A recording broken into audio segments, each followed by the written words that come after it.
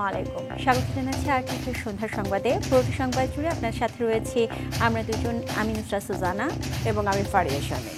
চলতি বছরই জাতীয় নির্বাচন অনুষ্ঠানে একমত বিএনপি ও খেলাফত মজলিস।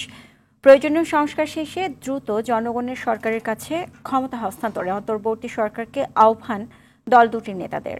এদিকে বিএনপির স্থায়ী কমিটির সদস্য ডক্টর মঈন খান বলেন, নির্বাচন বিলম্ব হলে ফ্যাসিবাদী শক্তির সুযোগ তৈরি হবে। খান আলমিনের রিপোর্টে থাকছে বিস্তারিত। 2014 সালে 10ম জাতীয় সংসদ নির্বাচন শেষে জোট ছাড়ার পর বিএনপির সঙ্গে খেলাফত মজলিসের প্রথম বৈঠক এটি। গুলশানে বিএনপি চেয়ারপারসনের কার্যালয়ে দুদলের বৈঠকে আলোচনা হয় সমসাময়িক সব ইস্যু। বৈঠকে বিএনপি মহাসচিব মির্জা ফখরুল ইসলাম আলমগীর ও স্থায়ী কমিটির সদস্য নজরুল ইসলাম খান অংশ নেন। বৈঠক শেষে খেলাফত মজলিসের মহাসচিব বলেন, 2025 সালেই নির্বাচন চায় উভয় দল, এজন্য সংস্কার ও নির্বাচন ইস্যুতে সংলাপ করতে হবে। দ্রুত সময়ের মধ্যে প্রয়োজনীয় সংস্কার সম্পন্ন করে 2025-এর মধ্যে জাতীয় নির্বাচন ব্যবস্থা করা, দ্রব্যমূল্য নিয়ন্ত্রণ, আইনশৃঙ্খলা পরিস্থিতির উন্নয়নের উদ্যোগ নিতে হবে। নজরুল ইসলাম খান বলেন, প্রয়োজনীয় সংস্কার শেষে দ্রুত জাতীয় নির্বাচন দিলে রাজনৈতিক সংকট কেটে যাবে। জাতীয় নির্বাচন এবং জনগণের হাতে ক্ষমতা ফিরিয়ে দেওয়াটা জরুরি। এর জন্য যেসব সংস্কার প্রয়োজন, গুরুত্বপূর্ণ, এই সংস্কারগুলি তো আমরাও চাচ্ছি এবং সেটা যত দ্রুত সম্ভব। এটাকে ঝুলিয়ে রাখা ঠিক হবে না।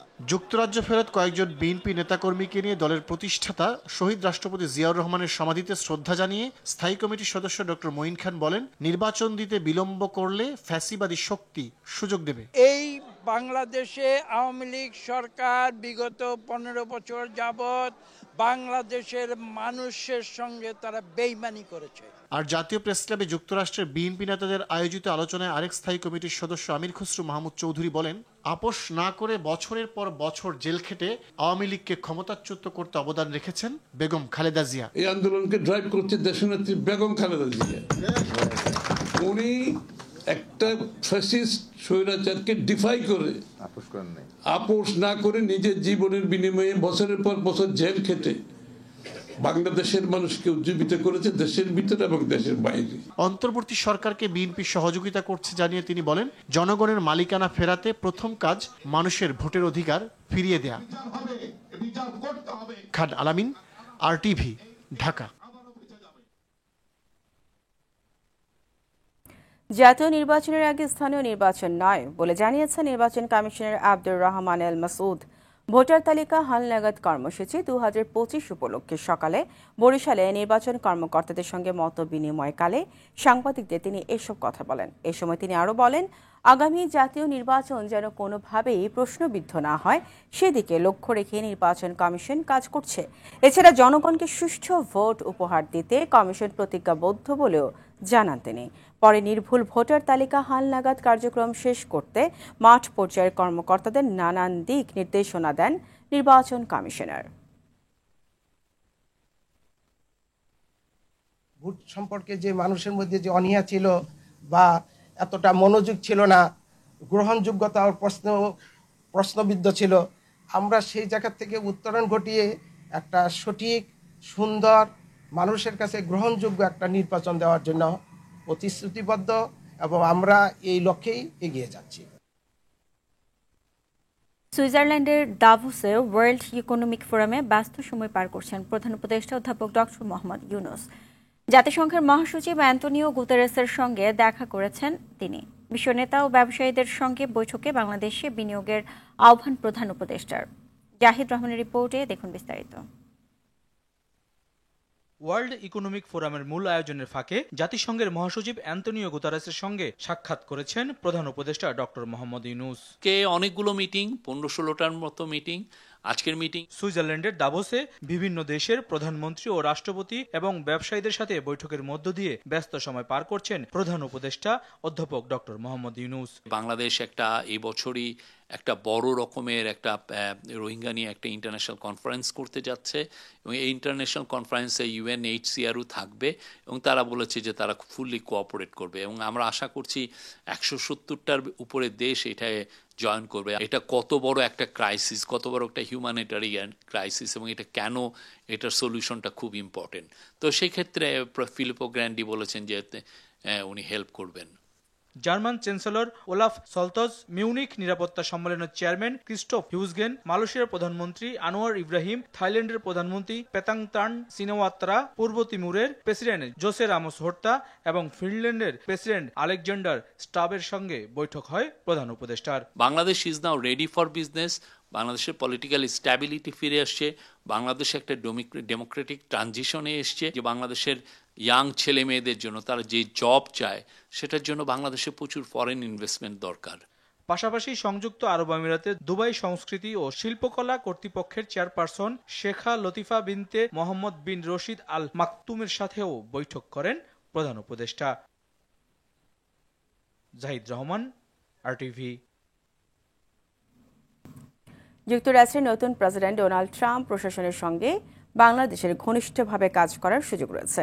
আঞ্চলিক নিরাপত্তা, অর্থনীতি ও ভোটাধিকার নিশ্চিতের মাধ্যমে এই সুযোগ কাজে লাগানো যায় বলে মনে করে বিশেষজ্ঞরা। সুফিয়ান ফারাবি রিপোর্ট।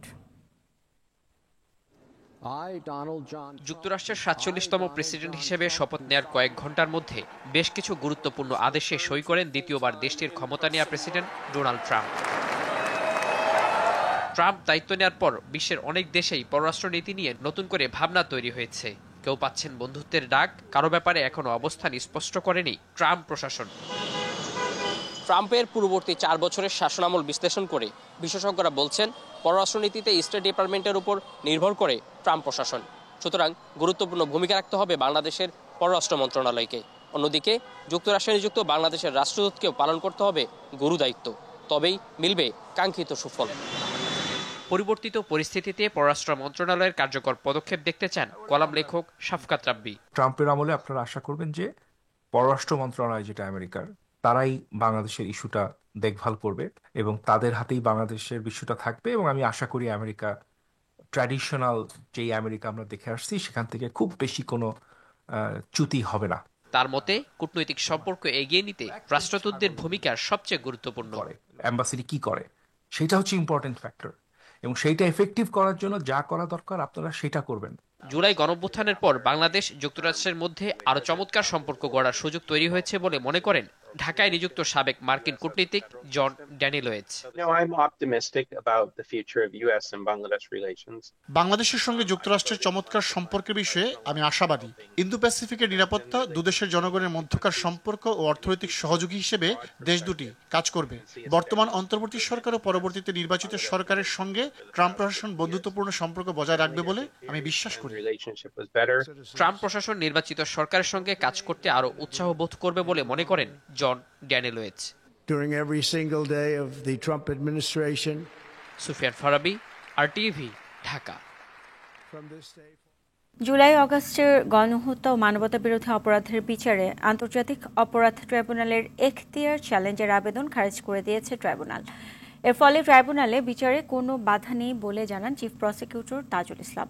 গণহত্যার প্রধান আসামি শেখ হাসিনার বিদ্বেষমূলক বক্তব্য গণমাধ্যমে প্রচার না করার আহ্বান জানান তিনি। অধরা ইয়াসমিনের রিপোর্টে দেখুন বিস্তারিত। গুম, হত্যা, অপহরণ সহ নানা অভিযোগে আলোচনার কেন্দ্রে সাবেক সেনা কর্মকর্তা জিয়াউল আহসান। বৈষম্য বিরোধী ছাত্র জনতার আন্দোলনে সংগঠিত গণহত্যা ও মানবতাবিরোধী অপরাধের বিচারে গঠিত আন্তর্জাতিক অপরাধ ট্রাইব্যুনালের এখতিয়ার চ্যালেঞ্জ করে আবারও আলোচনায় আসেন তিনি। বুধবার সে আবেদন খারিজ করে দেন ট্রাইব্যুনাল। একই সাথে তাকে খালাস দেওয়ার আবেদনও খারিজ করা হয়। শুনানি শেষে চিফ প্রসিকিউটর বলেন, এখতিয়ার চ্যালেঞ্জের বিষয়টি ট্রাইব্যুনালের শুনানির সুযোগ নেই, এটি সাংবিধানিক আদালতের বিষয়। যে আইন দ্বারা এই ট্রাইব্যুনালটা প্রতিষ্ঠিত, অর্থাৎ 1973 সালের ক্রাইমস ট্রাইব্যুনাল অ্যাক্ট, সেই আইনের বৈধতা বা সেই আইনের কোনো সংশোধনের বৈধতা চ্যালেঞ্জ করার জায়গায় এই ট্রাইব্যুনাল নয়। কোনো আইন যদি সংবিধানের সাথে অসামঞ্জস্যপূর্ণ হয় বা চ্যালেঞ্জ করার প্রশ্ন আসে, তাহলে অবশ্যই তাকে সাংবিধানিক আদালতে যেতে হবে। জিয়াউল আহসানের আইনজীবী বলেন, আলোচনা করে পরবর্তী সিদ্ধান্ত নেবেন তারা। এই ট্রাইব্যুনাল হচ্ছে 1971 সালের আমাদের যে মহান মুক্তিযুদ্ধ, সেই মুক্তিযুদ্ধের যারা অপরাধী ছিলেন তাদেরকে বিচার করার জন্য এই ট্রাইব্যুনাল হয়েছে। মূল স্পিরিটই ছিল যে যুদ্ধ অপরাধীদেরকে বিচার করতে হবে, এবং তার কারণেই কিন্তু এই আইনটা হয়েছিল, এই ট্রাইব্যুনালটা হয়েছিল। আর আমি যেটা আবারও বলতে চাই যে জুলাই আগস্টে যেটা ছিল সেটা হচ্ছে যে একটা একটা পলিটিক্যাল কনফ্লিক্ট। বিচার প্রভাবিত করতে বিদেশে বসে শেখ হাসিনার বিদ্বেষমূলক বক্তব্যে সাক্ষীরা ভয় পাচ্ছেন ও তদন্ত কাজে ব্যাঘাত ঘটছে বলে জানান চিফ প্রসিকিউটর। আসামি শেখ হাসিনা তার যে হেট স্পিচ বা ঘৃণা সূচক যে সমস্ত বক্তব্য, আমরা গণমাধ্যম কর্মীদের কাছে অনুরোধ করব যে এই ঘৃণা সূচক বক্তব্য যেটা বিচার প্রক্রিয়াকে প্রভাবিত করার জন্য করা হবে, সেগুলোর প্রচারে যেন আপনাদের পক্ষ থেকে কোনো ফ্যাসিলিটেট করা না হয়। ন্যায় বিচার প্রক্রিয়াটাকে সুরক্ষিত রাখার জন্য এই ব্যাপারে আপনাদের সবারই দায়িত্বশীল ভূমিকা আশা করছি। অধরা ইয়াসমিন, RTV, ঢাকা। জুলাই আন্দোলনের গতি কমে যায়নি। গণ অভ্যুত্থান করে যেভাবে ফ্যাসিস্ট সরকারকে বিদায় দেওয়া হয়েছে, একইভাবে নতুন বাংলাদেশ গঠনে রাষ্ট্র সংস্কারে সব শ্রেণী পেশার মানুষকে ঐক্যবদ্ধ থাকতে হবে বলে মনে করেন যুব, ক্রীড়া এবং স্থানীয় সরকার ও সমবায় উপদেষ্টা আসিফ মাহমুদ। রাজধানীর ভিকারুননিসা নূন স্কুল অ্যান্ড কলেজে তারুণ্যের উৎসবের উদ্বোধনী অনুষ্ঠানে কথা বলেন তিনি। যুব ও ক্রীড়া সচিব রেজাউল মাকসুদ জাহিদি বলেন, প্রধান উপদেষ্টার নির্দেশনা অনুযায়ী যুব মন্ত্রণালয় থেকে জুলাই গণ অভ্যুত্থানে আহতদের আর্থিক সহযোগিতা, উন্নত প্রশিক্ষণ ও কর্মসংস্থানের ব্যবস্থা করা হবে। উৎসবের প্রথম দিন হ্যান্ডবল খেলা, কুচকাওয়াজ অনুষ্ঠিত হয়। এরপর তারুণ্যের মেলা ও আলোচনা সভা আয়োজন করা হয়। এই প্রজন্ম নিজেদেরকে এখন পর্যন্ত একটি অভ্যুত্থান সফল করার মাধ্যমে প্রমাণ করেছে। সামনের দিনগুলোতেও যেন এই প্রজন্ম ব্যর্থ না হয়, সেই জন্য নিজেদেরকে প্রস্তুত করতে হবে এবং ভবিষ্যৎ বাংলাদেশ গড়ার প্রত্যেকটি ধাপে দেশের প্রত্যেকটি সেক্টরে নিজেদের সাক্ষরতার ছাপ রাখতে হবে। বিএনপি চেয়ারপারসন ও সাবেক প্রধানমন্ত্রী বেগম খালেদা জিয়ার চিকিৎসা ওয়ান স্টপ সার্ভিসে করার সিদ্ধান্ত নিয়েছেন লন্ডন ক্লিনিকের চিকিৎসকরা। এমনটা জানিয়েছেন চেয়ারপারসনের ব্যক্তিগত চিকিৎসক অধ্যাপক AJM Zahid Hossain. Professor John Patrick কেনেডির নেতৃত্বাধীন মেডিকেল বোর্ড বেগম খালেদা জিয়ার রিপোর্টগুলো পর্যালোচনা করার পাশাপাশি আরও কিছু পরীক্ষা নিরীক্ষার জন্য সিদ্ধান্ত নিয়েছে। আগামী 2-1 দিনের মধ্যে লন্ডনের আরও 2 জন চিকিৎসক বেগম খালেদা জিয়াকে পর্যবেক্ষণ করবেন বলেও জানান জাহিদ হোসেন। 79 বছর বয়সী সাবেক প্রধানমন্ত্রী খালেদা জিয়া দীর্ঘদিন থেকে liver cirrhosis, kidney, heart, diabetes, arthritis সহ নানা শারীরিক অসুস্থতায় ভুগছেন।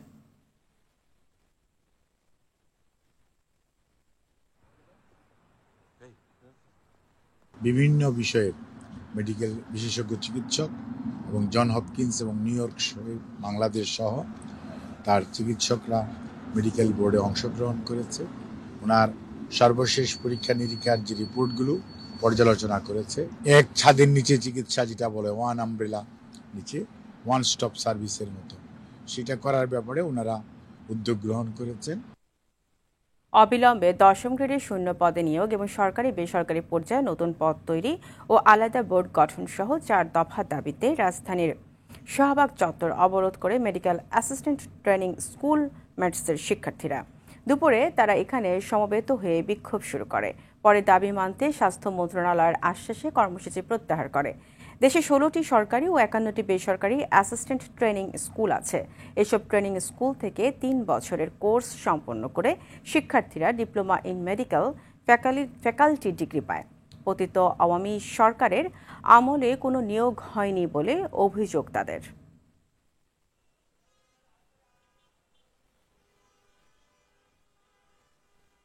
দাবি না আদায় হওয়া পর্যন্ত আমরা এবার রাজপথ থেকে উঠব না। তারা আমাদের আশ্বস্ত করেছেন আমাদের অতি অল্প সময়ের ভিতরেই আমাদের তারা দাবি বাস্তবায়ন করবেন। আজকে আমরা এখানে আমাদের কর্মসূচি সমাপ্তি ঘোষণা করছি।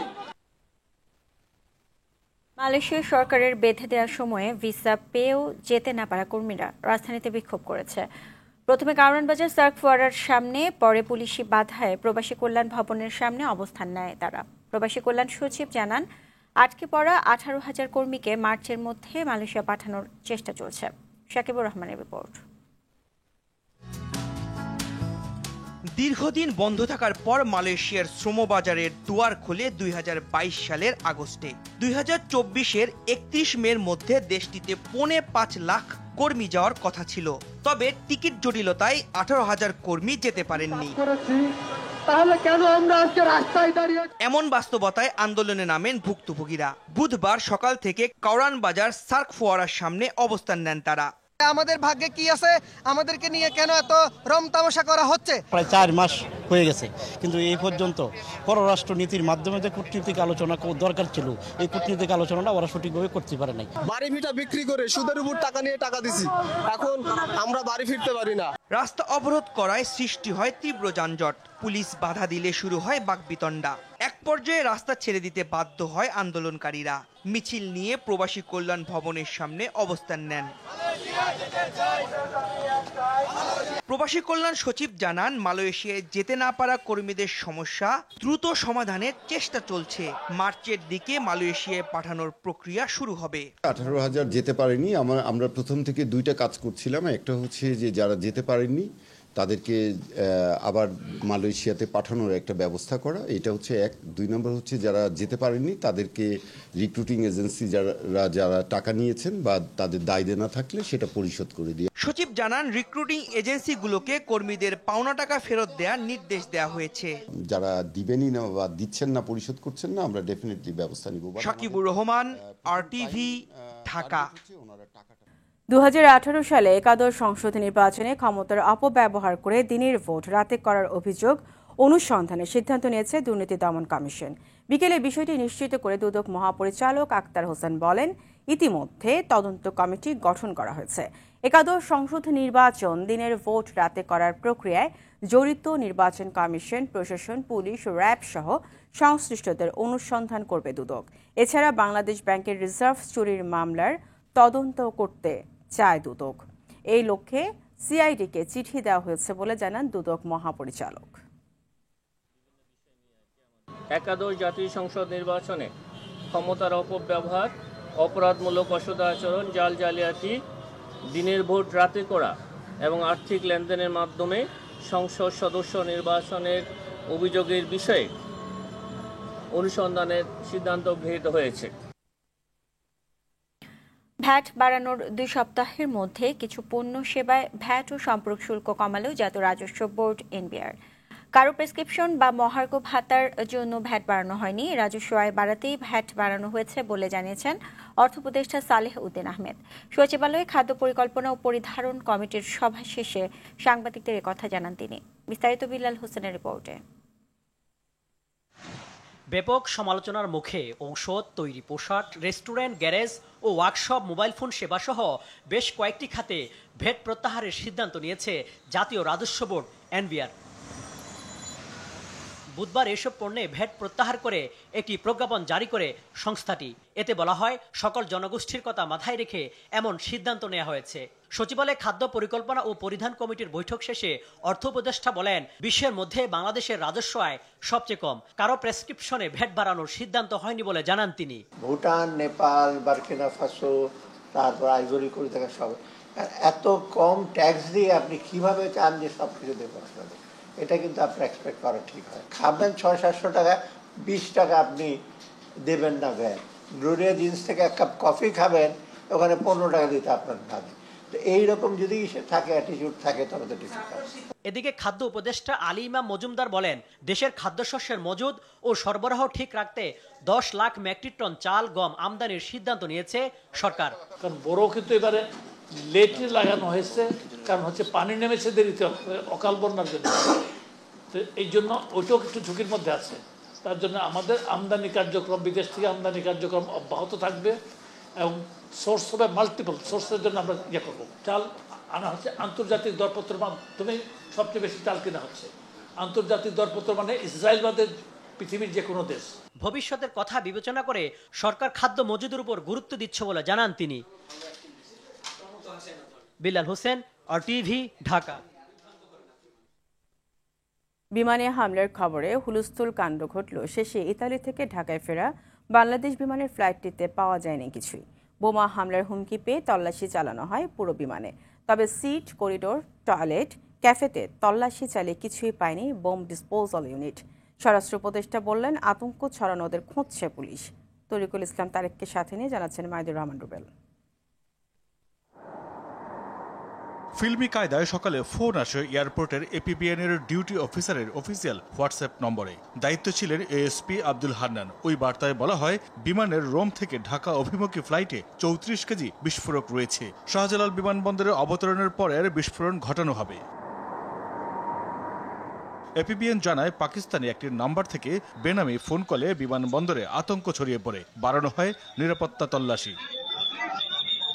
250 যাত্রীর নিরাপত্তায় শাহজালাল আন্তর্জাতিক বিমানবন্দরের বিমানটি জরুরি অবতরণ করানো হয়। বোম ডিসপোজাল ইউনিট বিমানে তল্লাশি চালালেও বোমা সদৃশ্য বা সন্দেহজনক কিছুই পাওয়া যায়নি। 2টা ব্যাগ আমরা খুব সতর্কতার সাথে স্ক্রিনিং করেছি, আসলে তেমন কোনো কিছু পাওয়া যায়নি। বাট 2টা ব্যাগে আমরা সন্দেহ করেছিলাম, মানে ইনিশিয়াল স্ক্রিনিং এ একটু সন্দেহ আসছিল, তো আমরা চেক করেছি, আসলে তেমন কিছু পাওয়া যায়নি। শ্বাসরুদ্ধকর 4 ঘন্টার যাত্রা শেষে ভেতরে তখন যাত্রীরা আর বাইরে আতঙ্কিত স্বজনদের অপেক্ষা। সবাই আমরা ওটা আতঙ্কিত, তবে আমার মনে হয় এটা ফেক নিউজ। আমরা কোনো বুম টুম শুনি নাই। দেরি হয়েছে আপনাদের? দেরি হইতাছে, চেক করে এমনি। না আমাদের কিছুই বলেন, আমরা সুন্দরভাবে আসছি, বিমান এনে দেখতেছি এগুলো। বিমানবন্দর কর্তৃপক্ষ জানায়, বোমা বা বিস্ফোরক কোনো কিছুই পাওয়া যায়নি। ফোন কলটি ছিল ভুয়া। আতঙ্ক সৃষ্টির জন্যই কেউ এমন ঘটনা ঘটিয়ে থাকতে পারে। এটা তো দেখেন একটা মিথ্যা সংবাদ, কোনো কিছুই তো হয় নাই। ওটা একটা মিথ্যা সংবাদের ভিত্তিতে, এরকম তো মিথ্যা সংবাদ আগে দেখলো মিথ্যা সংবাদ। এই জন্য আপনারা বলছেন আপনারা কারেক্ট সংবাদ দিবেন এবং আমরা সাথে সাথে অ্যাকশন নিব। যারা মিথ্যে সংবাদটা দিয়েছে তাদেরকে শনাক্ত করার চেষ্টা করা হচ্ছে এবং শনাক্ত করলে তাদের আইনের আওতায় আনা হবে। বিমানটি মঙ্গলবার রোম থেকে 250 জন যাত্রী নিয়ে ঢাকার উদ্দেশ্যে ছেড়ে আসে। মাইদুর রহমান রুবেল, আরটিভি, ঢাকা।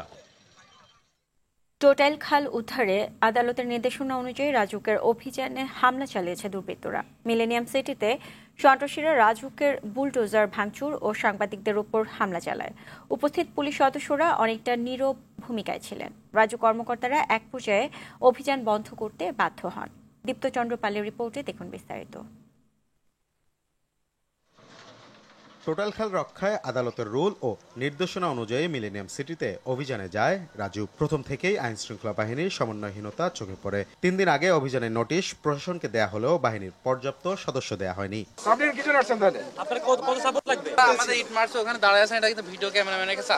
এক পর্যায়ে সন্ত্রাসীরা হামলে পড়ে রাজুকের কর্মকর্তা ও সাংবাদিকদের উপর। এ সময় উপস্থিত পুলিশ সদস্যরা অনেকটা নীরব ভূমিকা পালন করেন।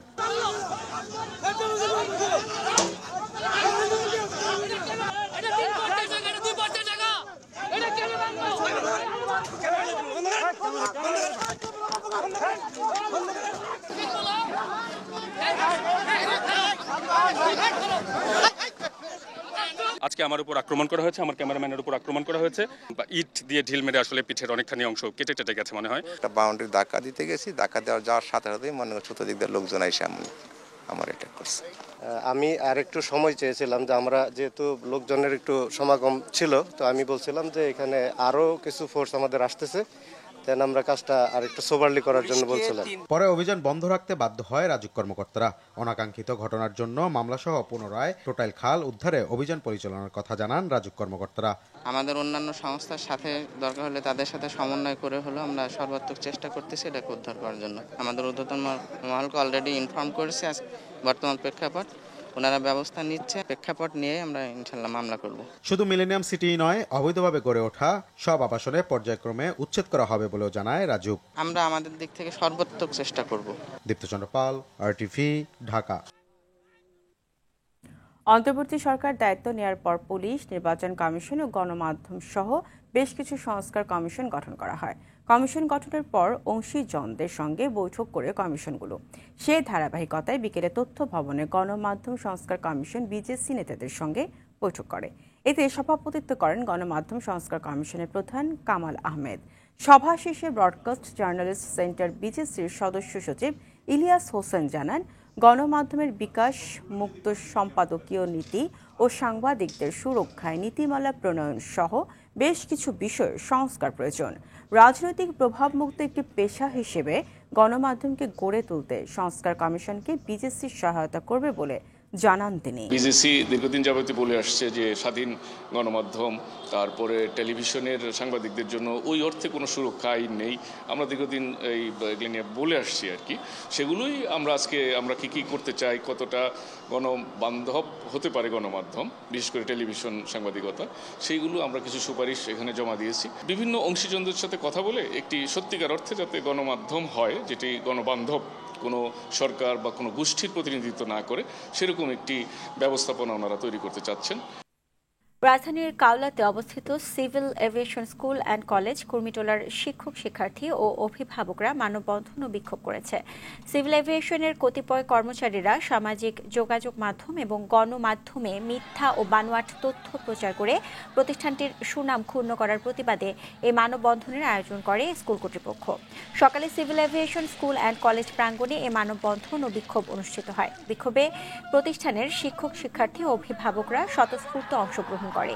সিভিল এভিয়েশনের কর্মচারী সাজু ও তার সহযোগীরা শিক্ষা প্রতিষ্ঠানের শিক্ষক নিয়োগে দুর্নীতির অভিযোগ এনে মিথ্যাচার করছে, যা সম্পূর্ণ বানোয়াট ও ভিত্তিহীন বলে দাবি করছে তারা। বিশ্ব রাজনীতির মোড় ঘুরিয়ে দিচ্ছে ট্রাম্প 2.0। আশঙ্কা, ট্রাম্পের শুল্ক প্রেম ঘি ঢালবে বাণিজ্য যুদ্ধে। ভারত সহ যুক্তরাজ্যের দীর্ঘদিনের মিত্রদের কপালে তাই চিন্তার ভাঁজ। আশার আলো দেখছে চীন ও রাশিয়া। আর সংকটের মুখে মেক্সিকো ও পানামা। আরও জানাচ্ছেন ফারুক হোসেন।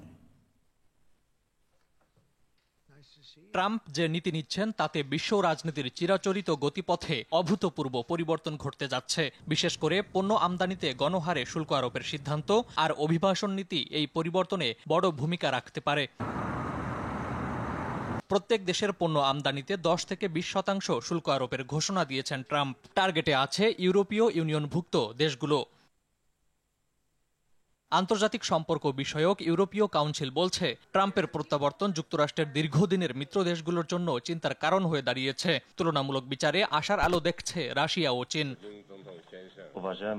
1 ফেব্রুয়ারি থেকে কানাডা ও মেক্সিকোর পণ্যের উপর 25% শুল্ক কার্যকর হচ্ছে। আগে 60% কথা বলা হলেও চীনের পণ্যের উপর আরোপ হচ্ছে 10% শুল্ক। দ্য ইকোনমিক টাইমস বলছে, ট্রাম্পের নীতি বাণিজ্য যুদ্ধে ঘি ঢালবে, যা ভারতের অর্থনীতি ও রপ্তানি সক্ষমতার ক্ষতি করবে। পানামা খাল নিয়ন্ত্রণে নেয়ার ঘোষণায় চাপে রয়েছে পানামা। গণহারে অভিবাসী বিতরণ শুরু হলে সংকটে পড়বে সীমান্ত ঘেঁষা মেক্সিকো। সন্ত্রাসবাদের মদতদাতা দেশের কালো তালিকায় আবারও কিউবাকে অন্তর্ভুক্ত করেন ট্রাম্প। আশঙ্কা করা হচ্ছে, আমেরিকা প্রথম নীতির কারণে ইউক্রেনের চ্যালেঞ্জগুলো গৌণ হয়ে যাবে। এছাড়া বিশ্ব স্বাস্থ্য সংস্থা ও প্যারিস জলবায়ু চুক্তি থেকে বের হয়ে আসা ন্যাটো প্রশ্নে ট্রাম্পের অবস্থান আন্তর্জাতিক রাজনীতিকে পাল্টে দিতে পারে। ফারুক হোসেন, আরটিভি। ওয়েস্ট ইন্ডিজের বিপক্ষে স্মরণীয় জয়ে সরাসরি বিশ্বকাপে খেলার আশা বাঁচিয়ে রাখল বাংলাদেশ নারী দল। সেন্ট কিটসের ওয়ার্নার পার্কে 3 ম্যাচ সিরিজের দ্বিতীয় ওয়ানডেতে ক্যারিবীয় নারী দলকে 60 রানে হারিয়েছে টাইগ্রেসরা। টস হেরে ব্যাট করতে নেমে অধিনায়ক নিগার সুলতানা জ্যোতির 68 রানের ইনিংসে ভর করে 184 রানে থামে বাংলাদেশ। লক্ষ্য তাড়া করতে নেমে নাহিদা মারুফাদের বোলিং নৈপুণ্যে 124 রানে গুটিয়ে যায় ওয়েস্ট ইন্ডিজ নারী দল। নাহিদা আক্তার স্বীকার করেন সর্বোচ্চ 3 উইকেট। সন্ধ্যার সংবাদে পর্যন্তই। রাতের সংবাদ পৌনে 11টায় দেখার আমন্ত্রণ রইল। ধন্যবাদ সবাইকে। ধন্যবাদ।